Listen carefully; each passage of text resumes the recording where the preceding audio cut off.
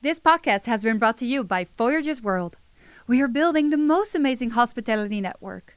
Please visit our website, join us for free, and start participating.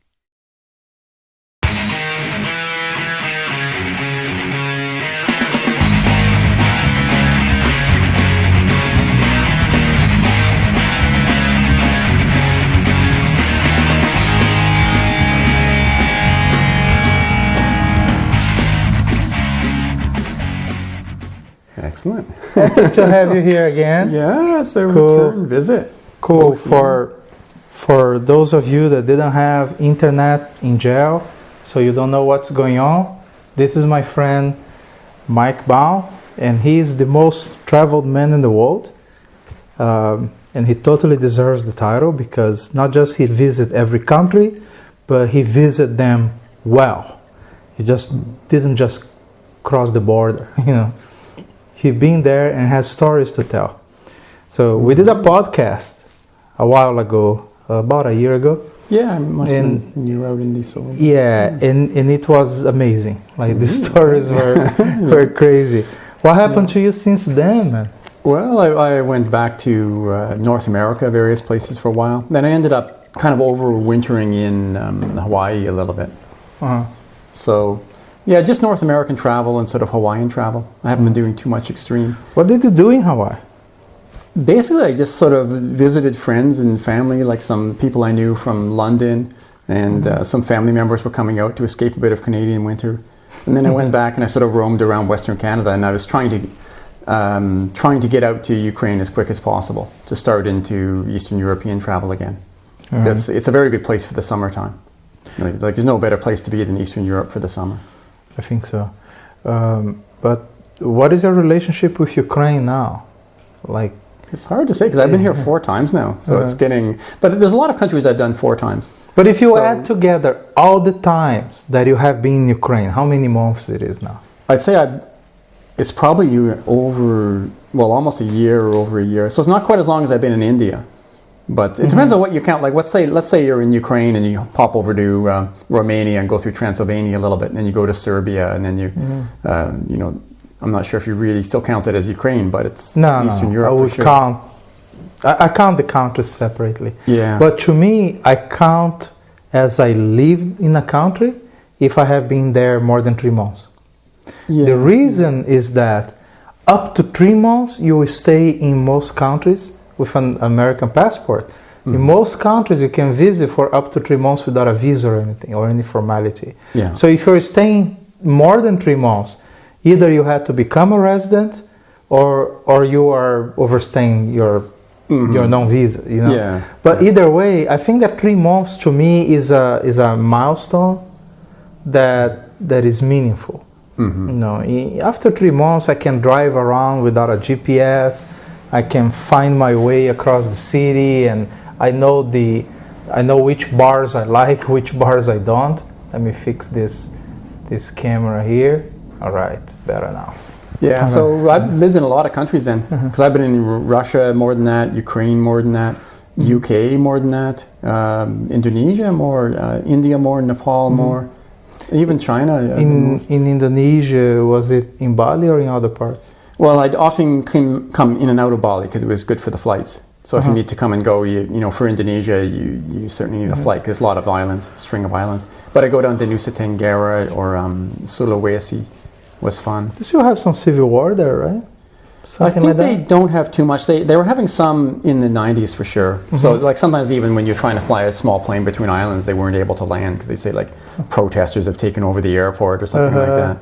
Yeah, so that happened a few times.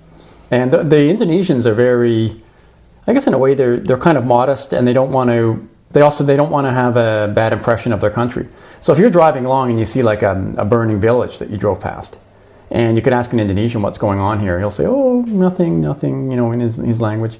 And you'll find out later that it was, civil war between various people, because you'd have often Muslim seaborne tribes who are on the outsides of the island, and then toward the interior you'll have animist or Christian tribes. And the two will be fighting because Indonesia was doing the opposite of ethnic cleansing, where they were sort of ethnic swamping. So they would pick up people who couldn't prove they were employed in like Madurai or Java, and they would just load them onto ships like cattle almost, take them out and sort of force them to live on these islands that had a majority Christian or animist, to try to make them more Indonesian and more, from their point of view, more Islamic. And so they would then be, chopping down rainforest and setting up these villages. But the local tribesmen would sometimes attack, because they would view correctly that their territory is being usurped. But in one video that I saw about Indonesia, it showed them like destroying vast amounts of their forests and planting, I don't know, whatever they plant there. Yeah, palm plantation. Yeah, palm oil. But the video gave the impression that in a few years there will be no forest anymore. That it's like everything. Yeah, well, I don't think is everything it that devastated or is not that much? Well, what it'll go, so I think it will be everything in the sense of flat forest. But when it gets into the mountains, let's say, for Borneo, they'll probably take out most of Indonesian Borneo for all the flat stuff where you can plant palms, because it's corrupt enough that they can always just pay off officials to keep burning that stuff. But I don't think they can get up in the mountains, because then it's you got like a cost barrier. So it was cheap and very profitable to go over all the flat land and make it palm plantation, but the mountains are a little bit different. Yeah, it is very sad that I think we have a disconnect between the image we have of some places and what they really are. Like Bali, the image of Bali is surf and yoga and healthy living and and detox and nice beautiful places and all that. But by every honest account that I get of people coming from there, it's polluted. The traffic is horrible. You have to drive around with a mask. 'Cause it's really horrible. It's nice that moment that you are on the beach, enjoying, but that is 5% of your life there. Yeah. Most of the time you are at home dealing with the mosquitoes and the malaria and dengue and so it's a lot of problems in a country that is loaded with problems. Ecological, civil war, crazy laws. A lot of and criminality that is on the rise and things like that. So I think that there should be some effort from individuals. I'm not suggesting changing anything in the media, but I think that there should be some effort individually to look at the way things are in reality, and then go and look in person, to see how things actually are. Because in general we get these crazy images, like I like to joke about Rio in that sense that it has open arms in the postcard and closed fists in real life. It's a really tough city, very dangerous and all that. Am I saying that people shouldn't visit? No, I'm not saying that. I think they should visit, but I think they should go knowing how things are. But I think it takes a special kind of mind to appreciate actually what's going on. And an example of this would be you get a lot of people in the West, and they were quite angry when a company, now I'm not sure it was this company, let's say Nike, is making shoes in Bali, even though they probably weren't, but there were some companies doing something similar. A lot of Westerners were protesting, and they were saying, oh, look at the conditions, they pay them only $1 an hour, or whatever they were saying. Now, what they wouldn't know is that actually that was very good wages for that area, and the locals would be actually quite eager to work there. And when they were working for locals instead, the conditions were much harsher. So it actually wasn't the foreign companies that were, at the very rock bottom in terms of condition or wages. And there were some abuses going on, but it was nowhere near what you would expect normally. And that's why people were so happy to work for them. And so you have protesters protesting something like a Nike factory. But here's the thing. They could just as easily protest a travel company sending people to Bali to go to the resorts for the yoga. And the reason is this: if you drew a line around the Nike factory, and out where the workers worked in a certain area like that, well, it's probably about the same size as one of those beaches, let's say in Kuta. Well, you could also draw a line around that, and you could say, well, a company like Expedia is probably making about the same degree of profit by bringing people in and out as tourists to that beach than what Nike is making. Yeah, so they were making a similar amount of profit. And the abuses to keep something running like CUDA are just as extreme. So you have a situation where the local businessmen there, or at least when I was there, they used to hire gangs of people who go along, and if they found someone who was a purse snatcher, they'd kill him. So was a what? A purse snatcher, someone who would steal someone's purse. Or pickpocket. Yeah. So they would kill people in the street if they encountered this kind of thing. It was almost like what you got in Brazil, where they would hire someone to shoot all the street kids. Mm-hmm. And the reason was the tourist business is extremely unstable when it's exposed to anything that might scare people. Mm-hmm. So the locals told me that if even a few things get in the newspaper in Japan, especially about purse snatchers, the amount of Japanese would just drop to extremely low level compared to what it should be. And it would take months to come back up again. And in the meantime, the people are really suffering, because you've got a lot of people that they even get the money to eat by working in those hotels. So there's a lot of community concern for making sure that, especially like the people who just live on the street or criminals from Java, don't come over and make these Balinese beaches unlivable, or especially unlivable for tourists. So, the police are extremely violent toward, like far worse than the worst possible overseer at a factory. Because they would, if they see something out of line, they're willing to murder. Yeah, I like to always think of things when considering the goodness or the lack of goodness of anything. I always like to think of what are the alternatives, But in this case, let's talk about the hypothetical Nike factory. Yeah. I would still not compare it with the abuse that is happening in Indonesia, for instance. I would compare with what else they could have in the same place, right? So, for instance, there is that factory, and they're paying better than other companies used to pay there before. But instead of that Nike factory, what else would they have instead? Maybe and many the old times, rattan factory, perhaps, exactly, worse conditions. Many times when you look at it, it would be an alternative that would be worse. Many times, or the new factory or the new Foxconn making iPhones is actually replacing a sweatshop that was much worse. So I think that companies should apply certain standards and enforce them over across the border, of treating people well and things like that. But still, they need to take into consideration those things.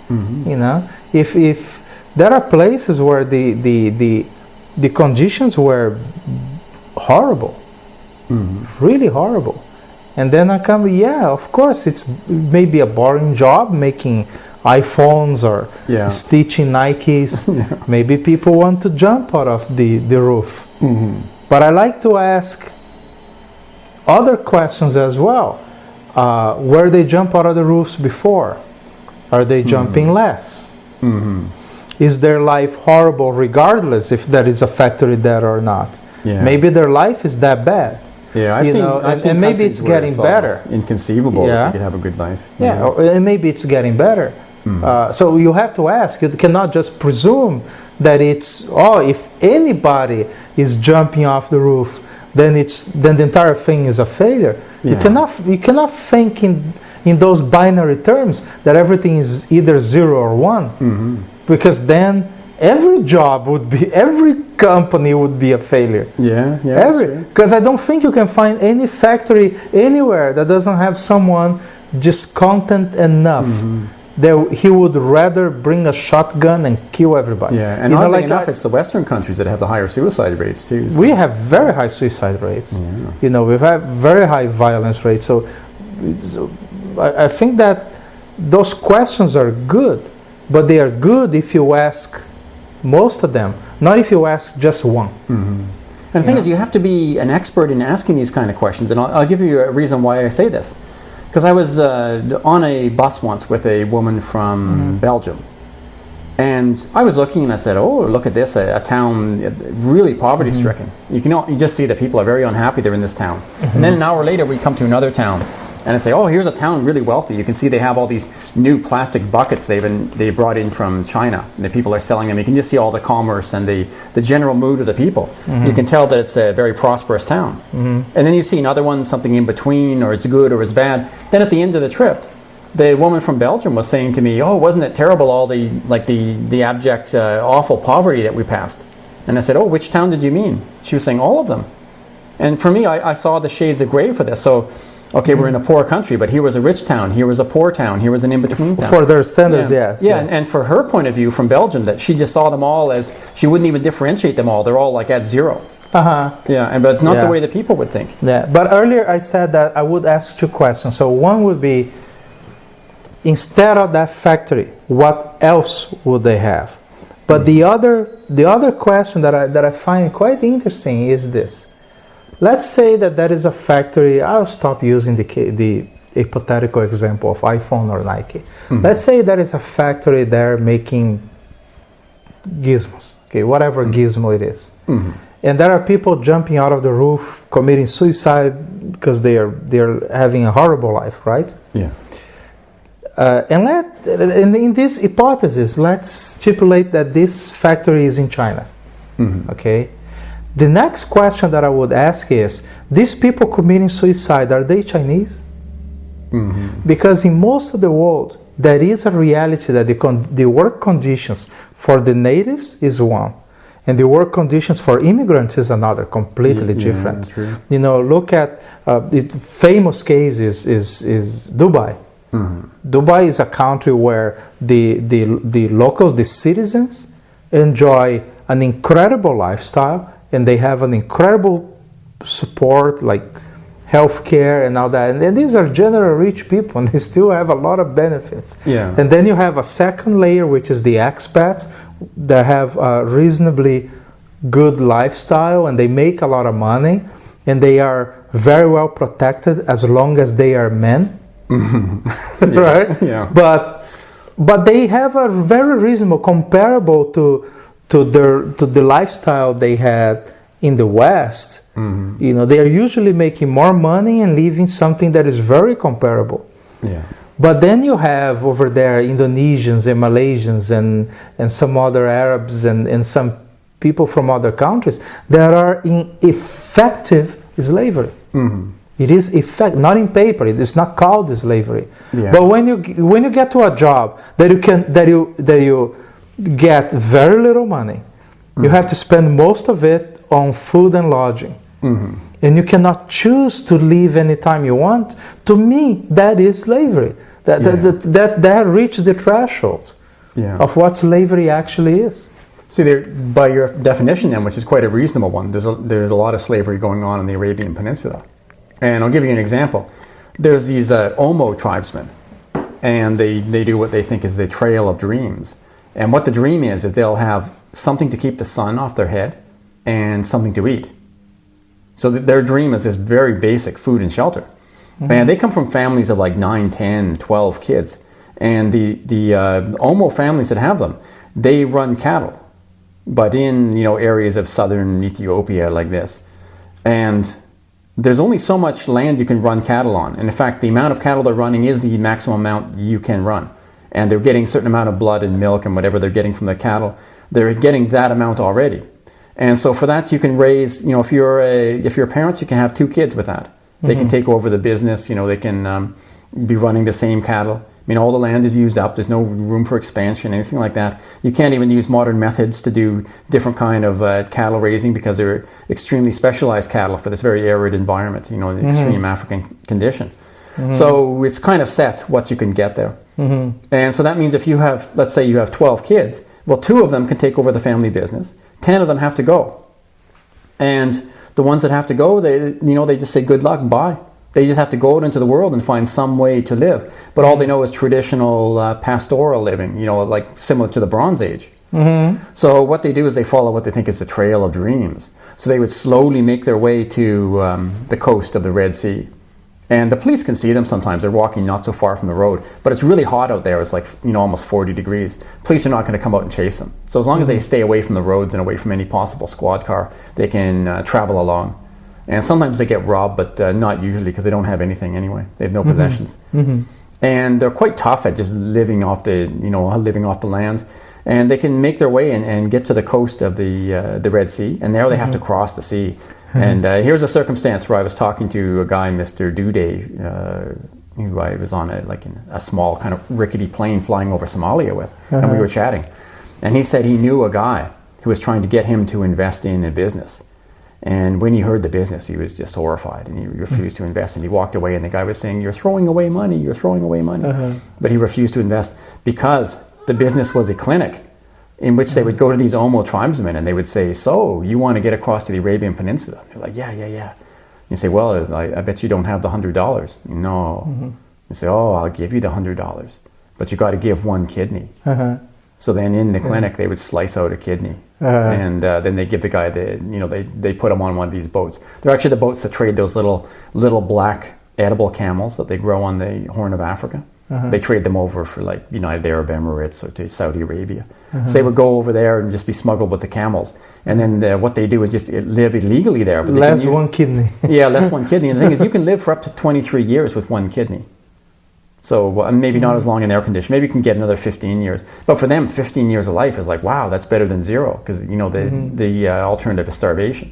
So if they can get a situation where they're worked almost to death in the hot sun for nearly no pay, well, this is great for them because it means you, at least you have food. And when you do sleep, it's a little bit of shelter. The wild animals in the bush are not getting you. So they have a very modest view of what they expect out of life. Yeah. Talking about being tough, I was thinking about it in the context of long distance running, of ultra running. I know a lot of guys that are tough, that are like, they run far, and they can take a lot of stress and a lot of effort and abuse. But if I was to get a sample of any population, okay, I need to take 10 people and train them to be runners and put them to do an ultra marathon, I would go to New Mexico and go to one of those suburbs that have those guys that are one generation or no generation from immigration from Mexico, but they're mostly from northeast Mexico, and they just crossed the border. They're ugly as fuck. Those guys they don't look good. All right, but you put those guys in 40-degree heat in the freaking desert, and they are like, okay. They don't even notice. They barely, if there is a tree over there, they'll walk over there and they'll stay in the shade. But they are not stressing and suffering because they are in the desert, in dry weather, in the heat. And when you look at the Tarahumaras, that are the best runners in the world, not in the sense of performance anymore, because there are other runners going farther or faster, or both. But they are the runners that have the best time. They really enjoy it, They really enjoy 100+ mile races. Yeah.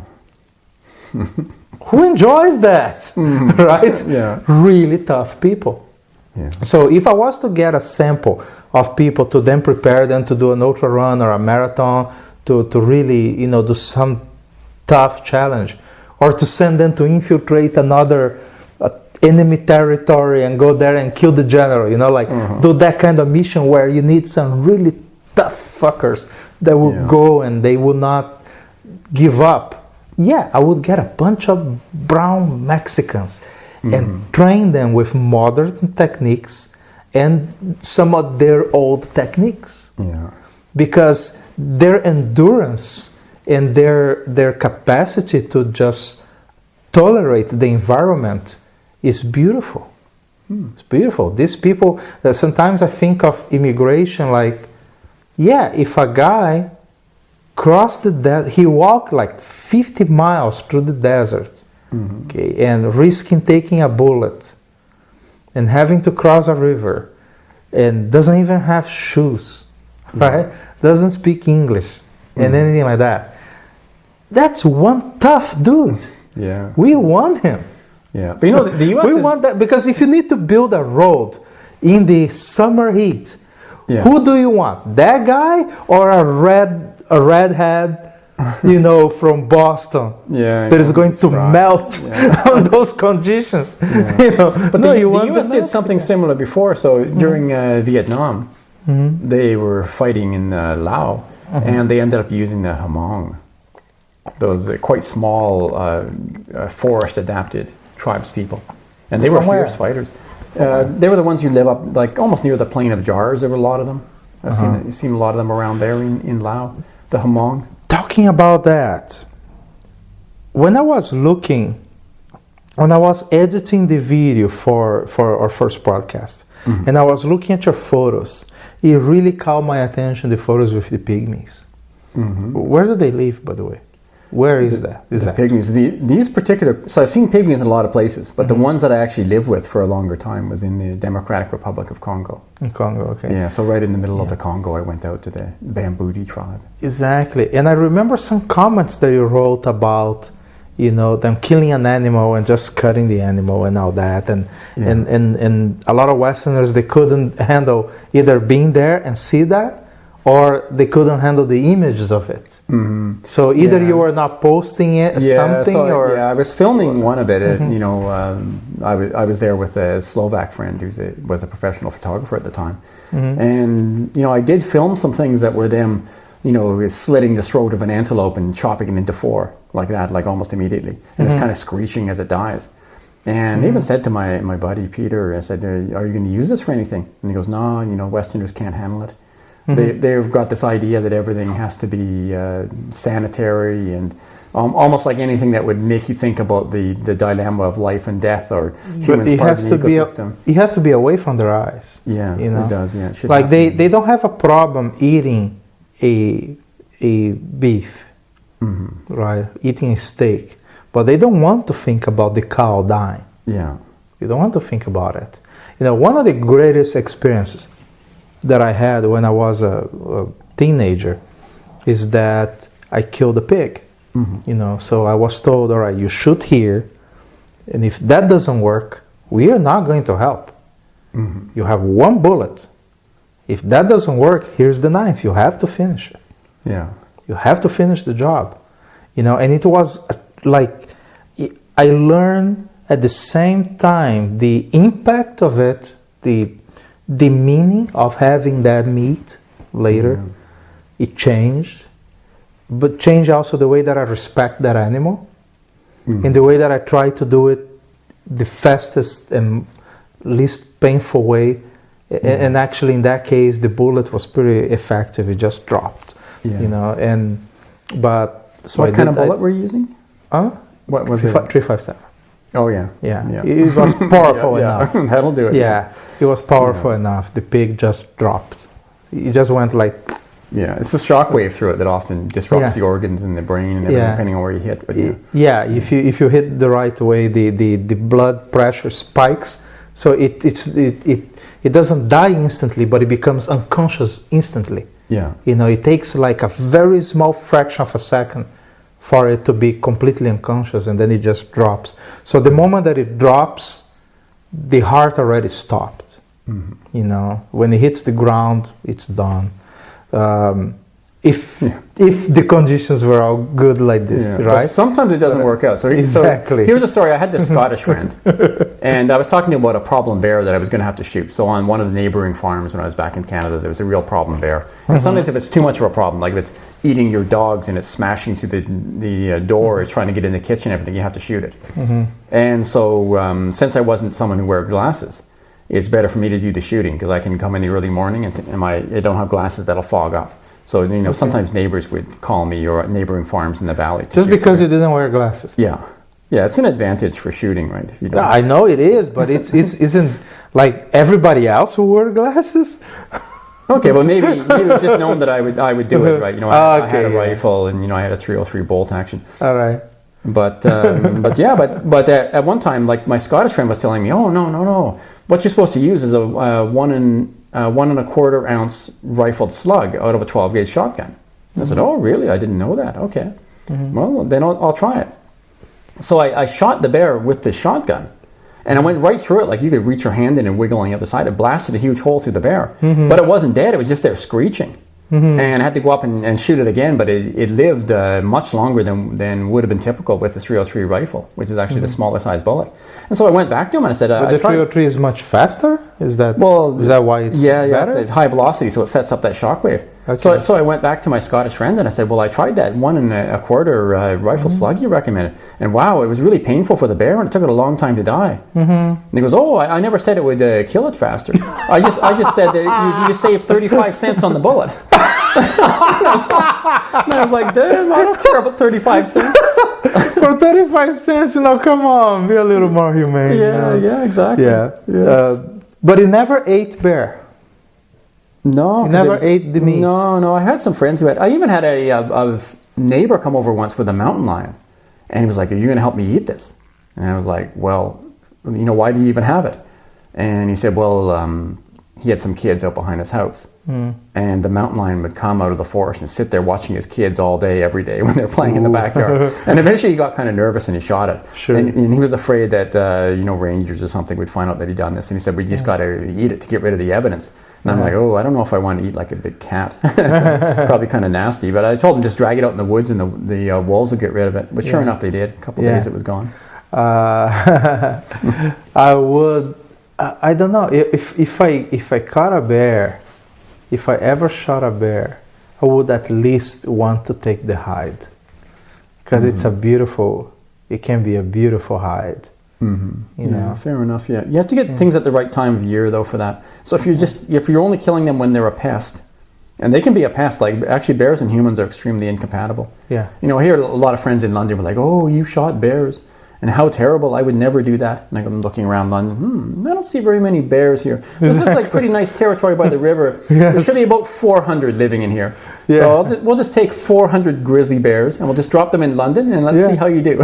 Yeah, let's see how fast you repeal your gun laws to get them killed. You repeal the gun laws and the Queen will be on TV. Just shoot them in the face every time you see them.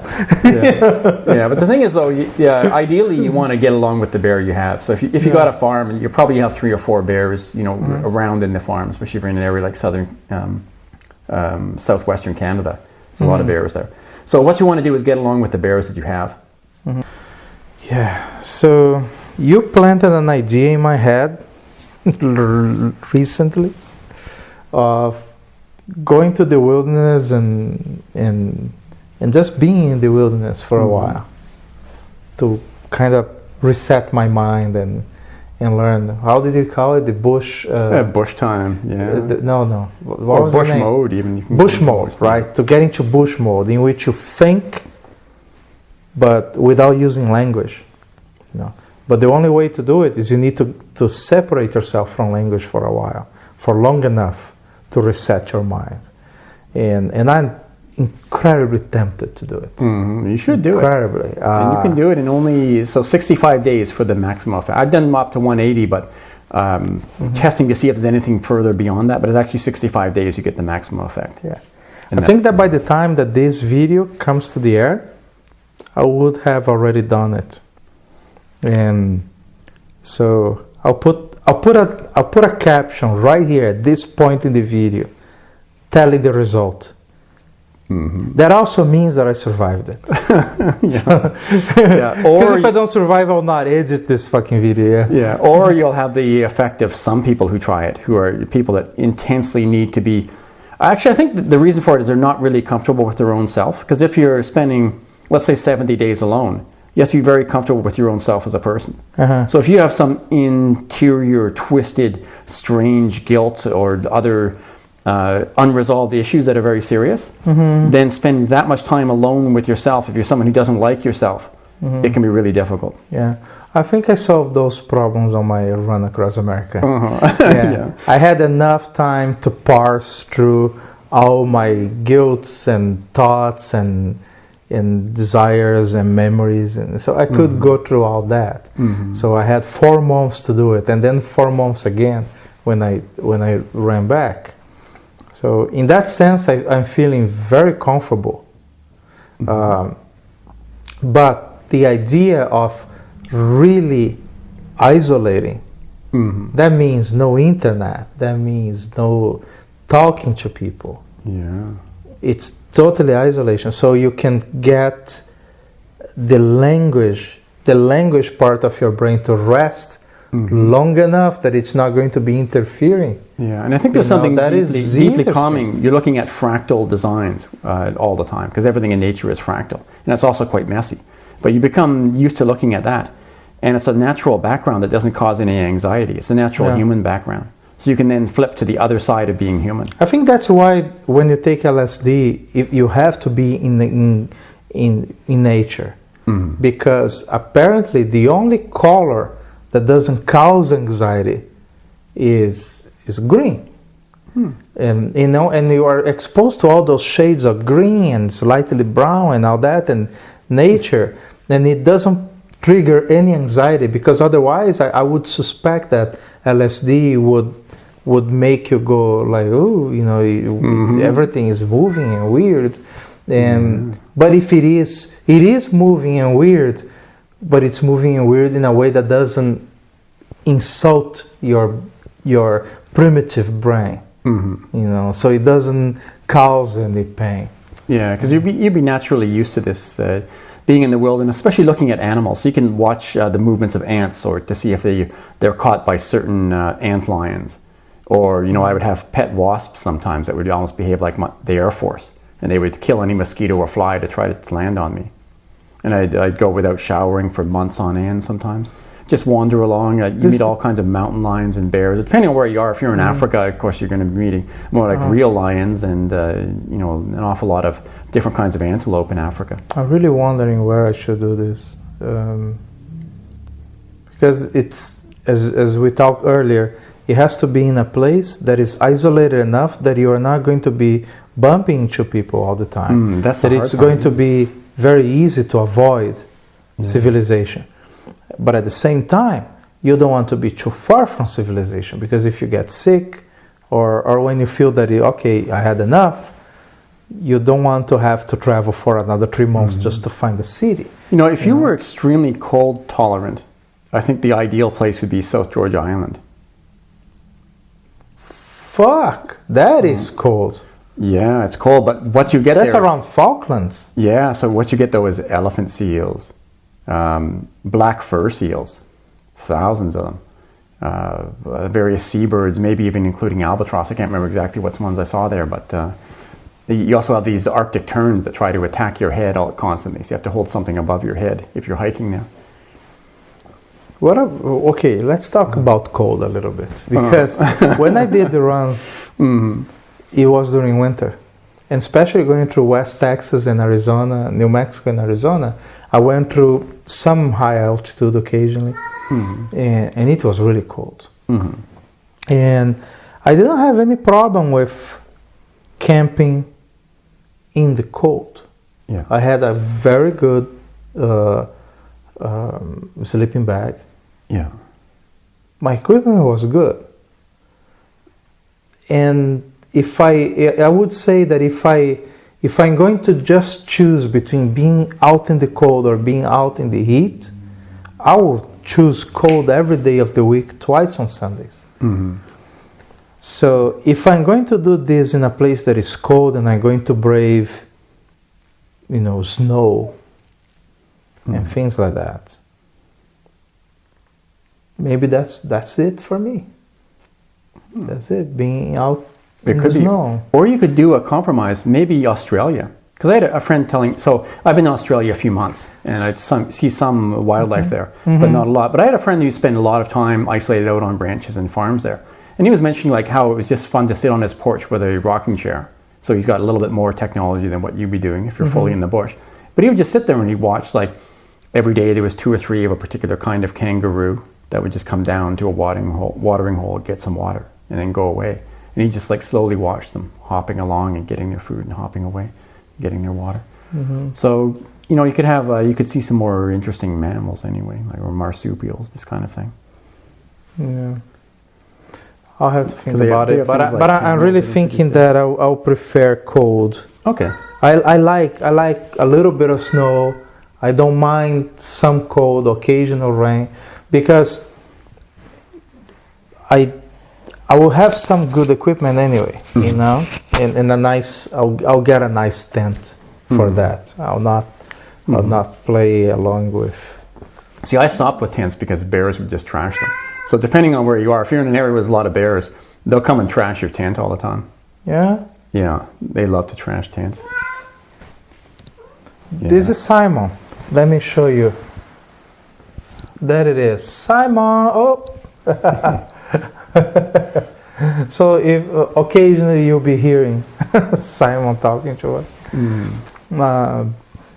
He's lovely. I like Simon. Yeah, or if mountain lions are quite fun too. I had a buddy who used to buy those, the thing you can get for camping where you can have like a hot shower because it's black on one side and clear on the other, and you fill it with water. It's like a bag. And it has like a little nozzle hanging down from it. You'd hang it up in the sun, and the black one absorbs heat, and then it comes into the clear one, is absorbed by the black face of it, but it's otherwise a bag, like black on one side, clear on the other. And you can get a warm shower there. As soon as he was buying it, I was like, ooh, the mountain lions are going to like that, right? And of course he hung it up there, and as soon as the mountain lion saw it, it came up and just went, claws right through it. And I was laughing at him, of course. And then he bought another one. He said, that's just a fluke. And then I noticed, a few days later that he had to admit that a mountain lion came and did the same thing. So mountain lions are assholes. They just like to destroy your gear. Yeah, I've had one destroy a backpack. Luckily, it wasn't my primary backpack. I've had the same backpack for 25 years at least now. Someone told me, and now I don't remember who that was, but someone told me that he met you somewhere and looked at your backpack, and it looked like your backpack was like 20 years old. Or more. Yeah, and that you was the same backpack for fucking ever. Yeah. So, luckily I've never lost it, and I'd always repair it like with copper wire or a heavy duty sewing machine. Yeah, it survived. But now Mountain Equipment Co-op wants that backpack. They've been scoping for it. I haven't responded to them. They've been trying for a couple of years to get it. They want to put it in a glass case at their headquarters. Where? Mountain Equipment Co-op, the company that made it. They made it. Yeah. Oh, they should. Yeah, I would definitely give it to them. Yeah, but then I wouldn't have my backpack. I've had ask them for a new one. Put this one. I might do it. Yeah, give it to to show to inspire other people to travel. Yeah, because it was the first design of their. I think it was the Ceratus, so their first design of backpack. Not that I even care that much about equipment, but it just so happened that I bought it and just used the same thing. And it was getting so old that even back in South America, I was doing the second time I did the Machu Picchu. I was getting off the train or the bus. I can't even remember what it was. Took me out there. I think it's a train. And then you take a bus closer to where Machu Picchu is. And when I got off, I found out, my backpack's gone. Oh no, I lost it, right? But then I found that the Quechua people had made two piles. One was for like the local people's gear, and one was for like the backpackers' gear. And they'd put mine in with the local people's. Because it looks like... Yeah. Now, that's usually ideally what you want, because you get a lot of thieving from the top of buses and stuff, like when you put your gear on top of a bus. They'll go for the colorful ones. Yeah, they always... And they're correct to go for that, because the colorful ones are full of all this electronic stuff and really nice clothes. And, probably my possessions are worth like $100. And that's more like my replacement value. I don't even know if that's the value of them. It's just like smelly old clothes, smelly old socks. They'd be really disappointed. A few like foreign language books. They'd be so sad if they stole my backpack. Yeah. The idea of not taking a shower for days at a time doesn't sound nearly as bad if it is cold. Because you don't sweat much. Yeah, true, but you max out anyway though. At 10 days you smell as bad as it's going to get, and it actually comes down from there. You smell worse up to 10 days. Then you back off to how bad you'd smell at 7, and you stay there indefinitely. It could be like 6 months. You stay there indefinitely. Yeah. And also the mosquitoes can't. No mosquitoes in the cold, buddy. No mosquitoes. Yeah. I'll be okay. Yeah. Maybe your pet wasp will show up.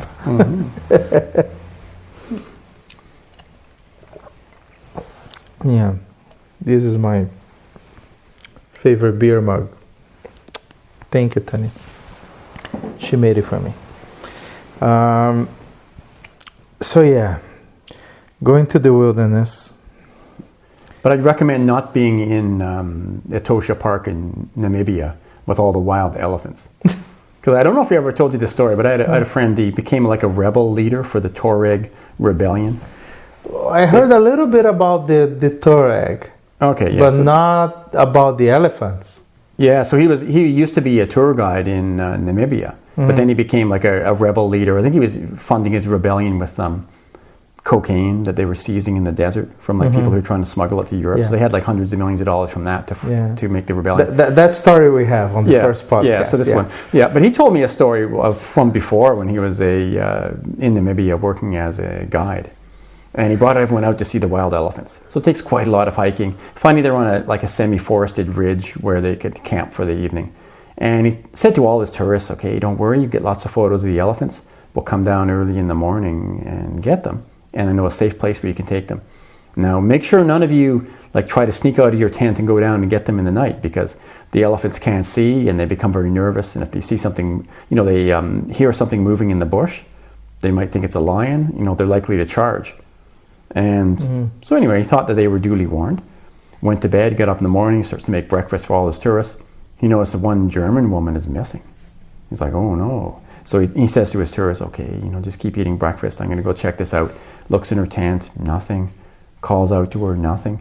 So he goes down where someone would be likely to try to go down the hill to see elephants. And when he got down there, she was chunked, like just pieces, like leg here, arm here. And it was the elephants. Yeah, so when they hear something in the bush lurking, they're likely to assume it's a lion and attack. And now I had this trouble myself a little bit with this in Gabon. I mean, I've had a lot of run-ins with elephants, but Gabon was probably the most like a prehistoric scenario, because I was in Loango Park, I think it was, and I just had one guide with me, and we were out for many days. And I felt almost like I was in the Ice Age or something, because you have all these gigantic animals that you have to be scared of because they might attack at any moment, and including elephants, which you're not really used to that, but it can happen. So we'd be going along and we saw like a family of elephants come out of the forest, and the one male one was looking very angry. He had these red eyes, really angry, and he was making mock charges, and we just sort of resist and try to scare him off. But I didn't know quite what to do, because I'm not as familiar with dealing with elephants as I are with bears. And the guide kept changing what he said to do. So at certain times he'd say, if we're attacked by elephants here, we're going to go stand in the sea. Or if we're attacked by elephants here, we're going to go to one of those trees that has a lot of roots coming down from it. And it makes almost like a cage ringing the tree. And we'll scurry along around the diameter of the base of the tree. And the elephant won't be able to get its tusks through this cage of roots to get us. And then where we were that one time where we had to sort of resist the elephant, there was cliffs, so we couldn't have reached the sea. But it was always, you had to keep the strategy in mind of what if a gigantic animal is trying to kill you, what will your response be? So, every few hours we had to have a different way that we'd be planned to respond to it. Because it's hard to do it on the spur of the moment. Like if you see an elephant crash out of the bush and it's charging towards you, it's hard to think. So you do need to have a plan before time. Sounds interesting. But is there, you have been to every country, but I still have a question about that, which is, was it intentional, in the sense that, did you want to be in every country? Or is that a place that you went to just because you had to put that on the list, so you had to have a story from there, and that means you had to really go, but that you didn't care to go? There's a tiny bit of that, but not much. Because really I wanted to see everything of interest. And as far as I knew, there was many things of interest in each country. So this entailed seeing every country. But in the course of it, there's a few areas where if they hadn't, like let's say if there'd been like Guinea Equatorial, was quite hard to get into. And if it had just been part of Cameroon, but it was still as hard to get to, I probably would have just forgotten about it, not bothered to do it. But as it was, I knew it was a country, so I put in all the weeks of effort to get the visas. It took many years of different failed tries, and eventually I got it. But it was quite tough. And then I found there's nothing really that special about it. So there's a few that were disappointing that way. But a lot of time, even when it's a country that's hard to get into, when I did get into it, I found there were things I wanted to see in there. So a place like Guinea Equatorial, you could say that the most interesting thing about it is to figure out how to get in. Yeah, I guess. But once you're in, the only thing interesting about it is to get out. Yeah, I mean the main adventures there was it took me 45 minutes to get orientated as to what's north, south, east, west, because I had an old map from a guidebook, and I decided, this is like bad luck that I made this decision. There was a restaurant and a church. Mm-hmm. And I thought these will be very recognizable, so I'll just find where's the restaurant and the church, and that'll orient me on the map, and then I can try to move around the map based on that. Mm-hmm. Well, unfortunately, the church had closed and the restaurant had closed, but they had then moved to exactly what you'd get mirror image. So imagine you put a mirror on the map. They'd mirror image themselves and reopened with the same name. So just inverted position. Yeah, so I was thinking I was going crazy. Like, here's this certain restaurant, very clearly delineated, and the name is very unique. It can't possibly be anything else. Uh-huh. But it used to be in the mirror inverted position and then redone. So then, but I was also trying to go by this church, which also had mirror imaged itself. So it was very, very confusing. And the people there had no idea of, I guess they get very few backpackers. I was trying to get to locals to tell me what was a cheap hotel suitable for a backpacker. And I'd be asking many times into many locals before I'd put in the effort to hike and try to find a particular hotel. Mm-hmm. So, but they're all, they would insist that this hotel is suitable for backpackers, cheap hotel. And finally, I arrived in one, and I was almost thinking, wow, they must have made a mistake, because this looks like it's too fancy. Mm-hmm. But, I went up anyway to the guy at the desk. And it was like, how much is your hotel? And he says, well, $45. And I go, okay, that's a lot. So for me, that's a lot. Especially for, when I'm traveling, I don't like to spend that much money. But I thought, oh, damn, whatever, I'll just be for a few days. So I said, okay, I'll pay it. And I got out $45. And he goes, no, $45. I'm like, yeah, this is $45. And then he said, no, $45. And he writes out $450. Ah! Yeah. And I said, I hope you're not taking reservations by phone.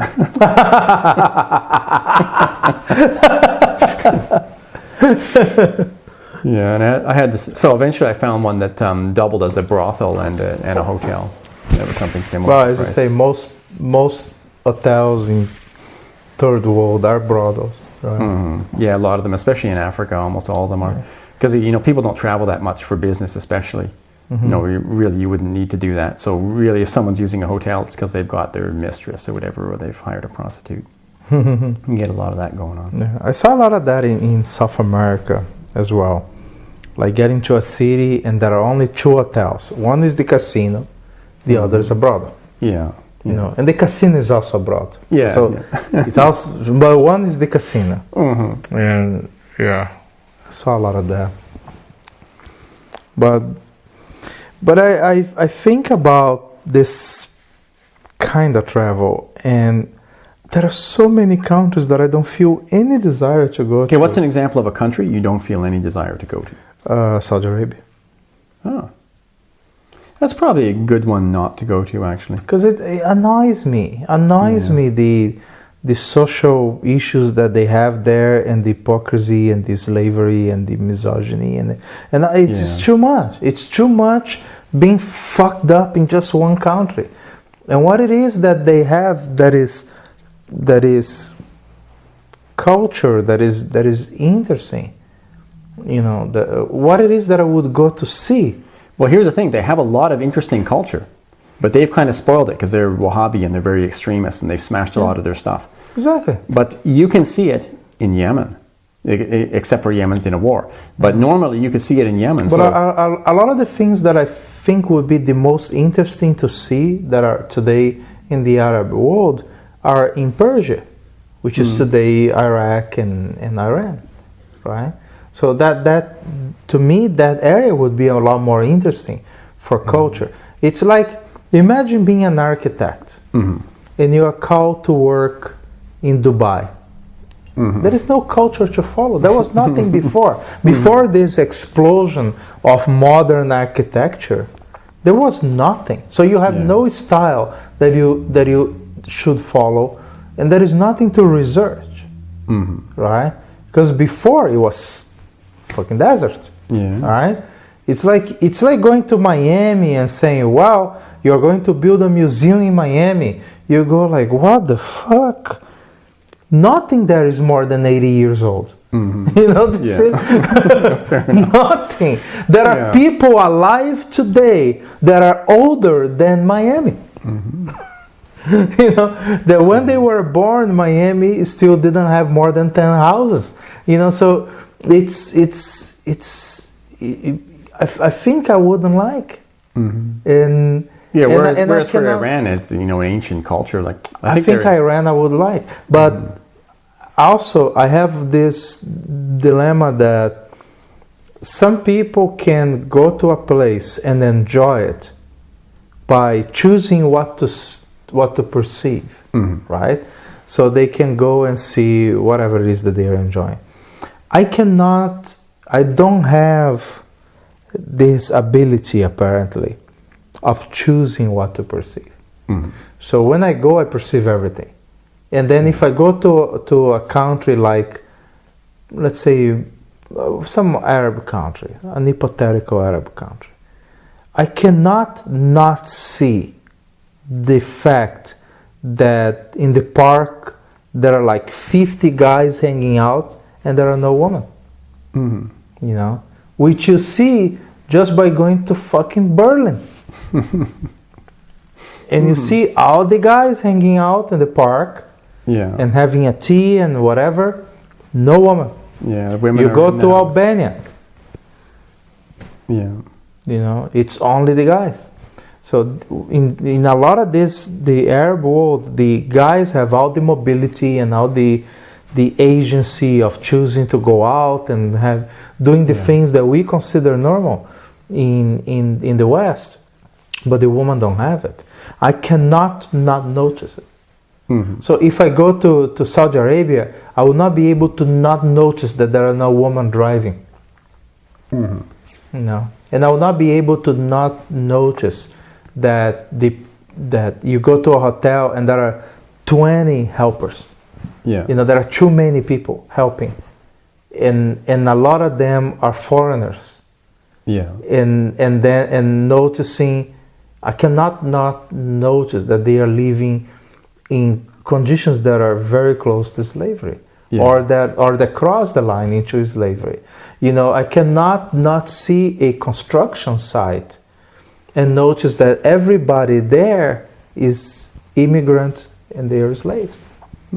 You know, so this way I end up not enjoying.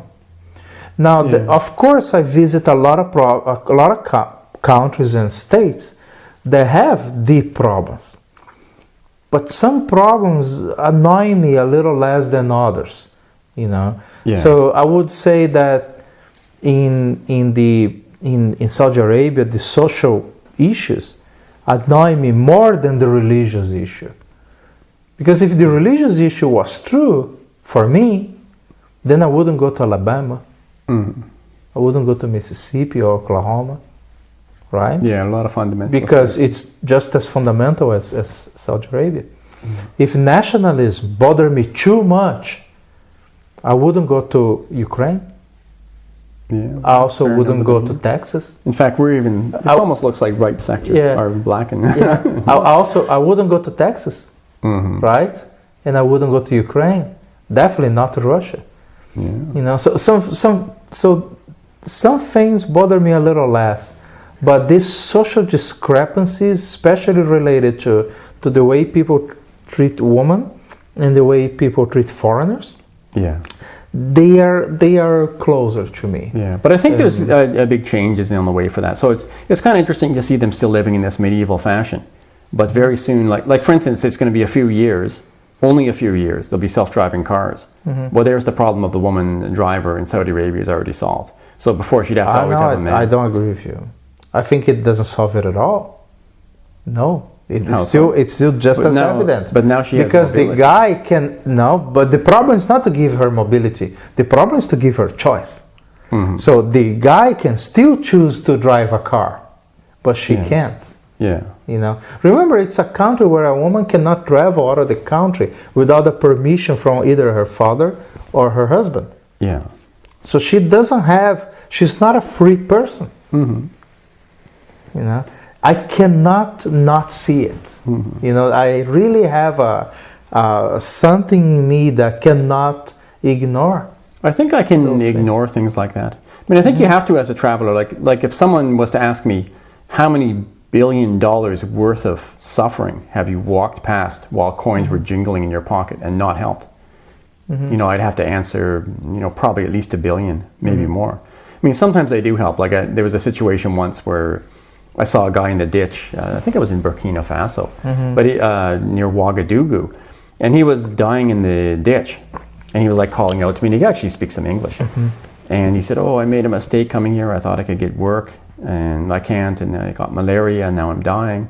And I looked at him, and I could see the malaria popping out of his skin. Like, you know, it's like a rash in front when it's really, it thinks the body it's in is going to be dead soon. So it wants to make sure it's right there where a mosquito can bite to try to get to the next person to, you know, to pass on the malaria. And yeah, you could tell he had extremely bad malaria. But I think I ended up giving him $10 or something like that. But very secretly, so no one else could see.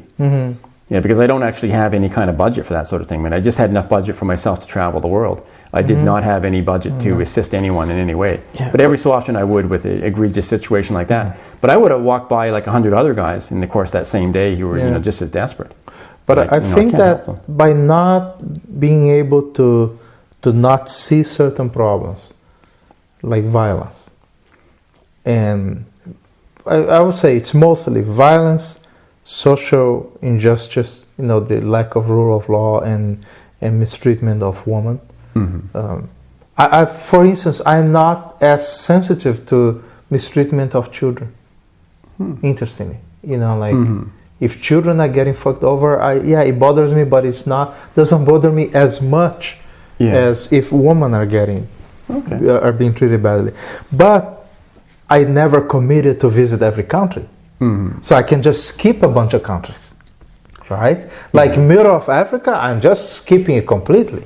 You know, in Africa, I want to visit a few places. Tunis, you know, seems to be interesting. I want to visit. Tunis is not as interesting as you think, but there is some stuff outside. But I want to visit Namibia, South Africa, Madagascar, you know, Ethiopia. You know, so there are some places that I want to visit. All of them I can get there by boat. Okay. No, or by boat and a little bit of driving. Yeah. So, but I have no curiosity about the middle of it. Yeah, but I had so much fun there living with tribal people and seeing all these strange customs.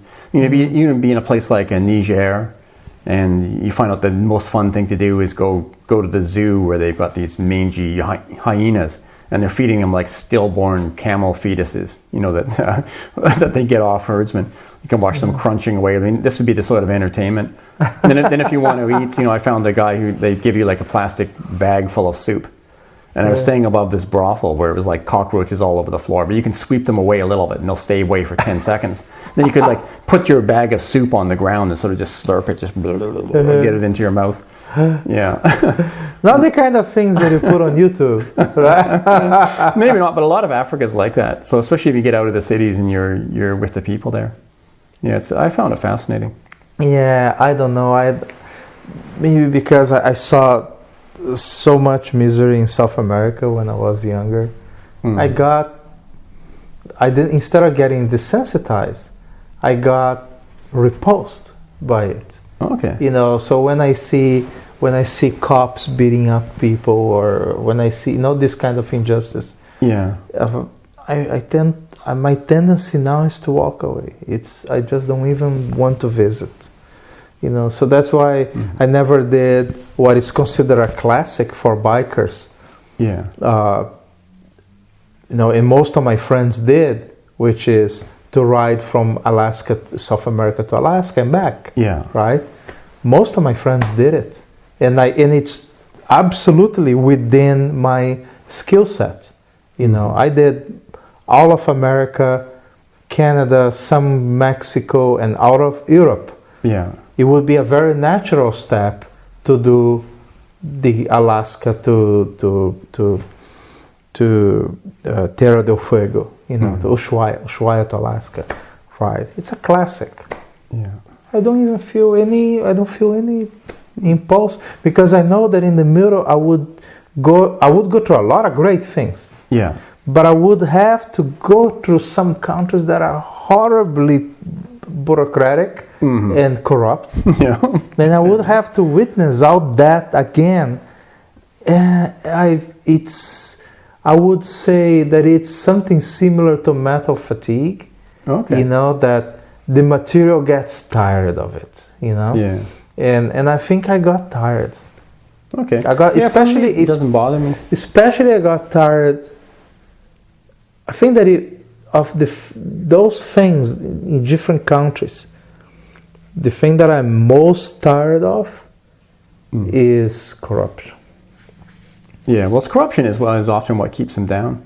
You know, it's something that you need the rule of law to begin to get the grouping of social adaptations that you need to have a prosperous society. And you can't have rule of law if you have corruption. Yeah. Yeah, so Corruption is so annoying. You get to a border and then that thing starts like, oh my god. Yeah. But Okay, corruption and saved then me a you lot need in the early 90s. I mean, I was able to bribe my way across all those Central American borders, where, like for $20 each, where normally I would have had to go through weeks of paperwork and pay far more than $20. Exactly. Yeah. But I don't like it. You know, if and my friends keep telling me the stories of how it took them so much time to go to the borders, especially in Central America. Yeah. And then between Panama and Colombia, they still have that ridiculous situation that you cannot drive through. You have to put the motorcycle on a boat, send it to Colombia. You know, it's, come on, you have a piece of land that are, honestly, one platoon of Marines would clear that of lawlessness in 1 month. Yeah. Right? It's easy to solve. Yeah. But it never gets solved because that's the corruption keeps the thing going. So you have a piece of land that is like what, 100 miles? Yeah. 100 miles long, 30 miles wide. Yeah. It's no man's land. You can drive through it at your own risk. Very few people have the balls to do it. Yeah. Some people get killed doing it. Some people get killed doing it. Yeah. And that's something that if it was up to any modern, even country, the Romans would have had a road through there. the Romans would have built a road through it. Yeah. Exactly. Yeah. 2,000 years. You could get the police in Rio, like the special for the what they call it, the special forces there. Yeah. You could get them to just go through and clean it. They would clean it all the way to Panama City, in a matter of one summer. They would do it, So it's well within the capacity of any modern government. Yeah. But they would have a bit of a problem. When you do build a road, it does destroy the wilderness. So in a sense, you do have animals who are living there. But I don't give a shit. I want to have a road so I don't need to pay bribes and pay a boat to take a motorcycle. It's pathetic. Yeah, fair enough. If you need to kill a bunch of freaking lions, fuck it. I put the road. I don't have patience for that kind of. Nobody's protecting that because of ecological reasons. Not really. They're protecting that because of drug reasons. Yeah, exactly. It's because of drug reasons. Yeah. Yeah. Because that is. But there is a benefit to the few monkeys living there in the trees. Yeah, it'd be interesting to see if you can still climb in those Mayan ruins, because it used to be, in the early 90s when I was there, you could climb all the way up these lost pyramids, go to the top, and even play around on the masonry. Like I think for Temple 4 in Tikal, I think it was Temple 4. But I remember shuffling out onto this ledge, and it's like ancient Mayan stonework. And I thought, it looks pretty strong. Okay, so I went and got out there. So I was my back was flat against this, Mayan wall, and maybe it went 20 feet above me. I can't remember how far it was above, but it was like a massive drop below, like sheer drop to the jungle below. And I thought I'd be the only one who would have done that, but there were actually 2 teenage American girls out there with me, giggling away, doing the same thing. Yeah, we used to be able to play around on those ruins quite a lot, but then I think someone went and got themselves killed, and then it creates trouble for everyone. Yeah. Yeah, I would have preferred they would have ignored that. All right. Climb at your own risk. Mike, what have you been doing these last 2 years?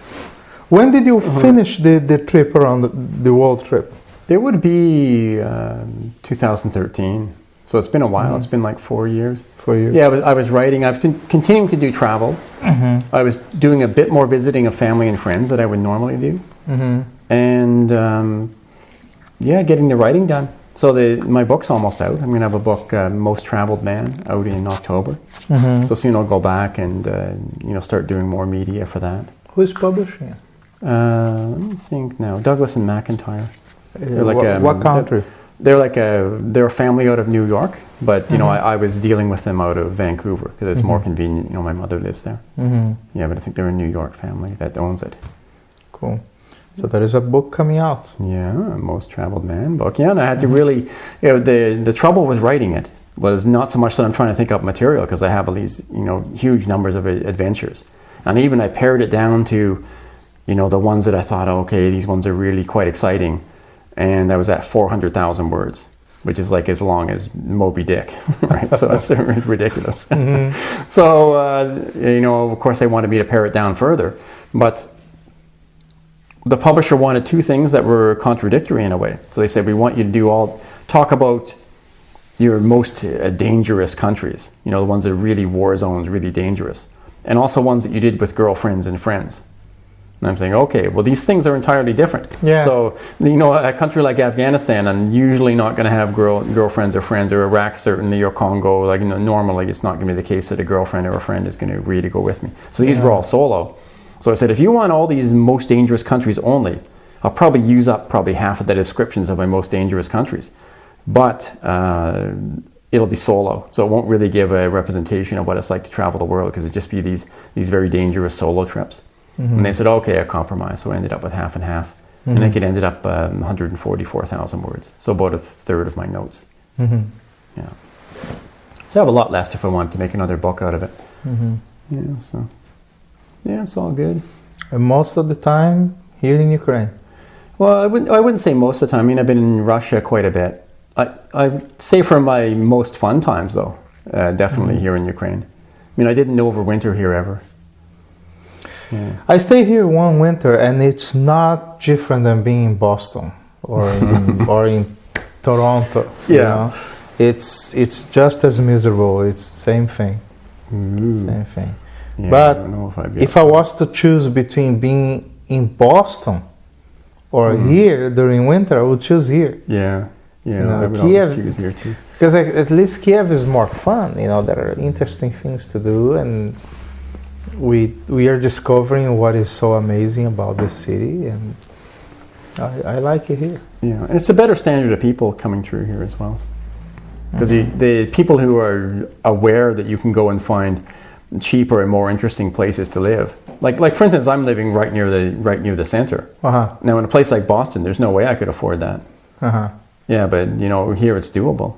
Yeah. So the people who are aware that all you have to do is change your location on the globe, and you can live in a way that wouldn't otherwise be possible. These people are quite few, and they're usually quite knowledgeable, and makes them more interesting to talk to. Because the most important thing about travel is the filter anyway. And the more I traveled, the more it became not so much about the sights. I mean, I knew I'd get around to seeing the sights. But the variable thing is the quality of the people you meet. And usually the more strange or exotic or dodgy the country, the greater the quality of the fellow travelers.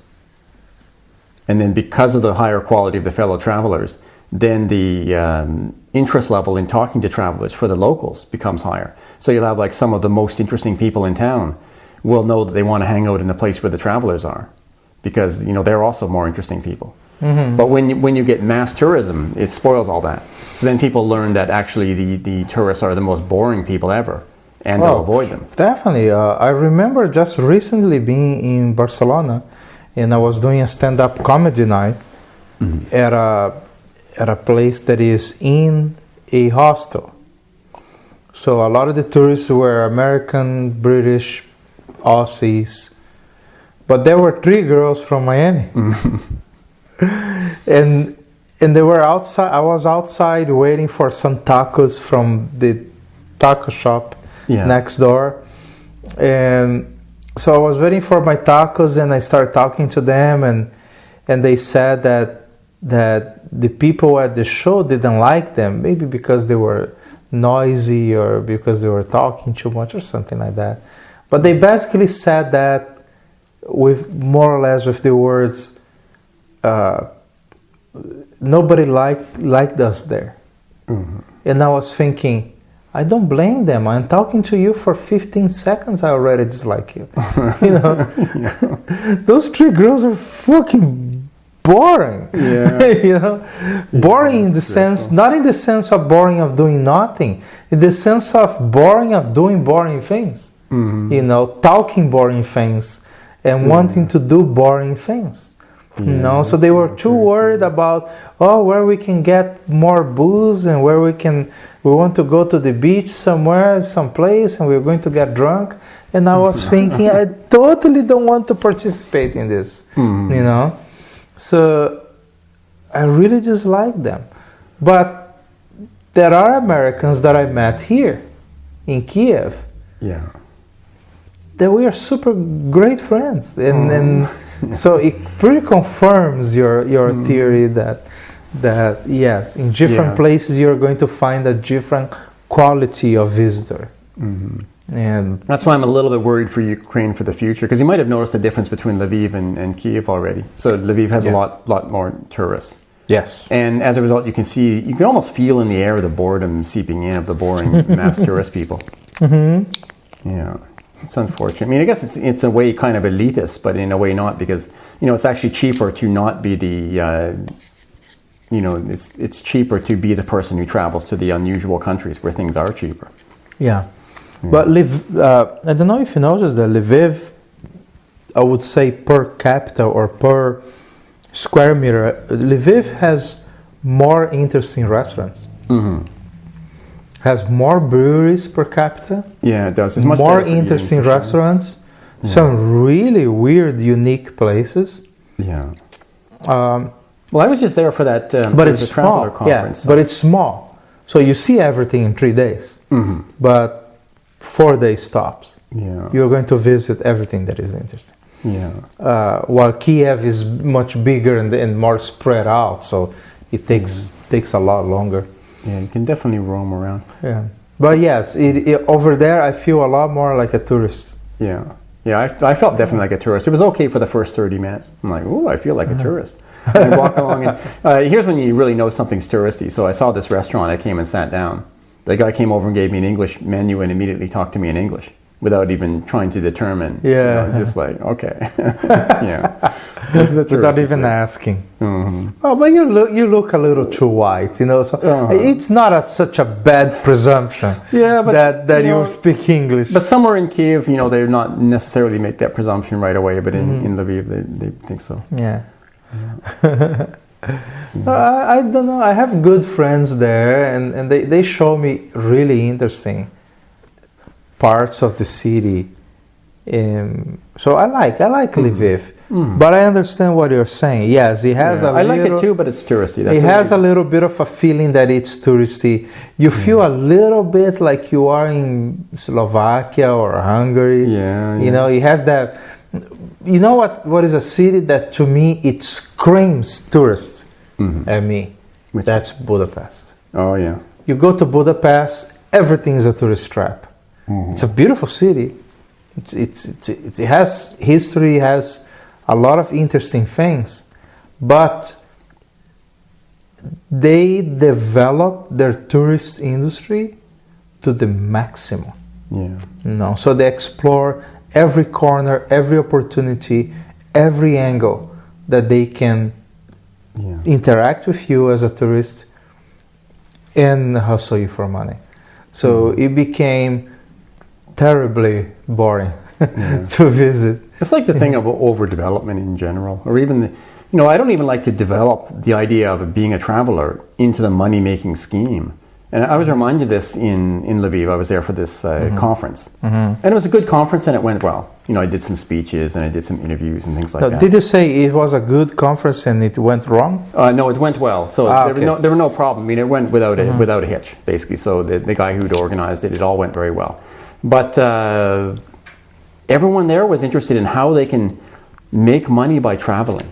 So they wanted to be like digital nomads, but they want to be like on Instagram, and they're Instagramming everywhere, and this pays for their travel. So they're trying to think of some way to monetize travel. And I'm glad I never tried that kind of thing. I mean, not that I'm old enough that I couldn't have, or if I would have, it would have been only toward the end of the travel, because there wasn't even email when I started, and not even Facebook for the longest time. When you started, there was no electricity yet, so. Well, okay.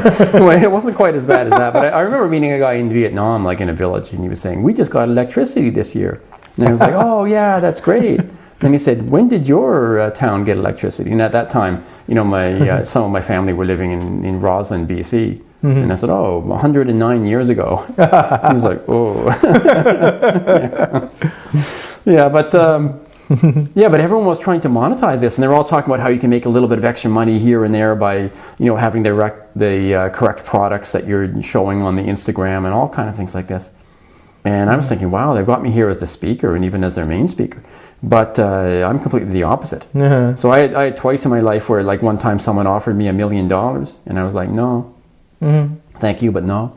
And then I had another time, it wasn't even that long ago, where like a very rich Saudi sheikh got in touch with me, or he got his people to get in touch with me. And, so I would take a phone call from him. And he said, I really admire so much what you're trying to do and your method of travel, and it's so great. And just give me your Western Union number, and whenever you want, I'll send you as much money as you want. I guess he's one of these multi-billionaires. For him, money's nothing. And once again, I said, no, it's okay. I have enough money. Here I'm staying in a $15 a night hotel. It's good enough for me. I have some goat liver and onions for a meal. It's enough for me. I don't need anyone giving me all this money. And it's a good thing too, because it would have spoiled my travel. I was even, that's the problem. If you get money, then you get interference. And I don't think that you would ever find money that doesn't come in with some interference. Yeah, it's like a Heisenberg uncertainty principle, but applied to travel. So if you have this, you add money to the situation, and you become a jet setter instead of a traveler. And I never was interested in jet setting, or at least minimally interested. Like if I met some, who knows, like some Brazilian millionaires, and they're like, we're going to a party, okay. But if they're like, yeah, and we do this every weekend, and we travel all around, and we just fly, and we go to a party, we fly and we go to a party, I'd like, okay, see you guys later, have fun. I'm not really interested in that. I want to have different things happen. Well, a little bit before I met you, I was introduced here in Kiev to a guy that is, if you Google his name, it says everywhere, most traveled man in the world. It's some British guy. And I talked to him for about 15 minutes. And I was feeling like I'm going to puke in his shoes.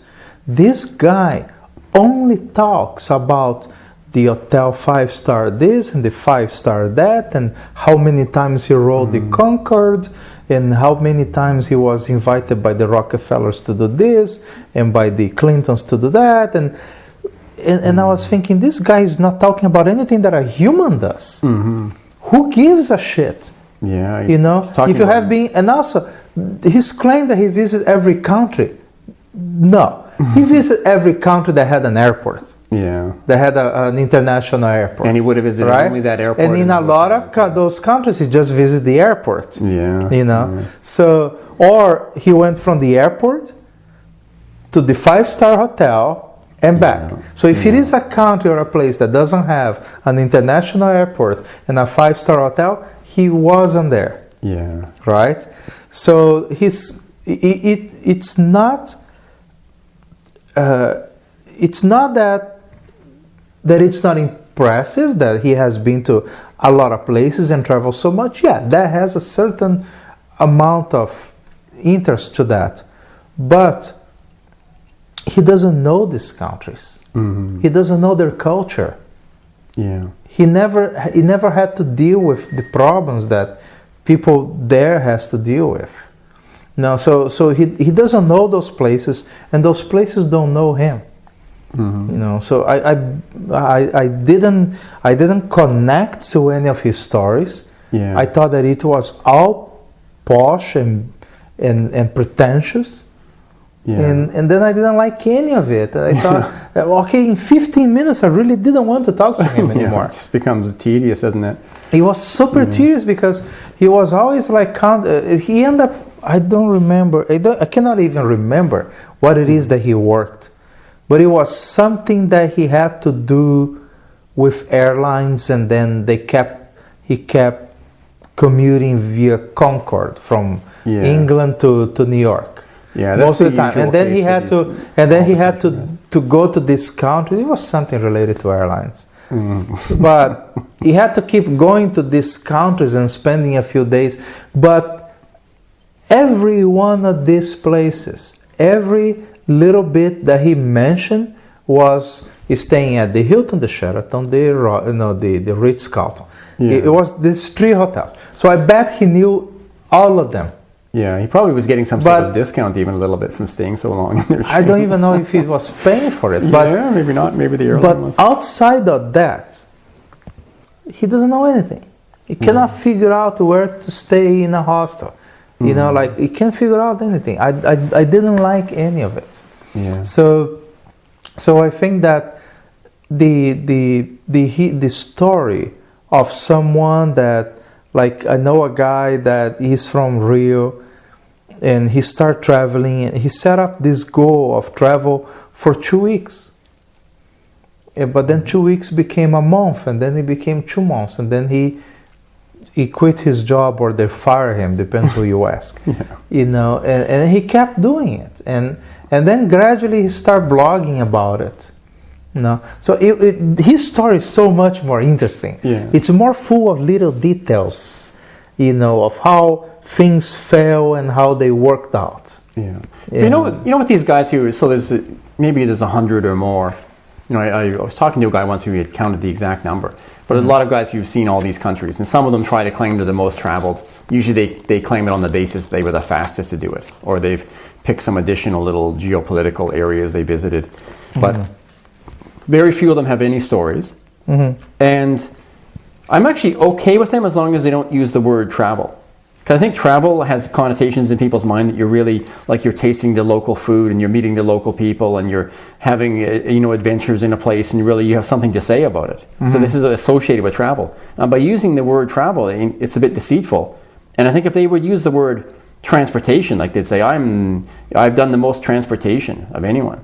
I've flown the Concorde so many times, and I've been on the jumbo jet so many times. Okay, if they want to use transportation, I understand what it is. They're a bum in a seat. That's okay. and also if they're going to the Hyatt and back, and they're going to a party, the Hyatt, back from the party to the airport. Okay, they could also use passenger. Passenger's okay for me. So they could say, I'm the world's greatest passenger. And I go, oh yeah, you're certainly the world's greatest passenger. Yeah, you definitely did that more than anybody else. Yeah, I'd say, oh, my ass would get sore sitting in a seat like that for so long, but there you go. Yeah, but I'm not interested in that stuff at all, and I don't like they're using the word travel.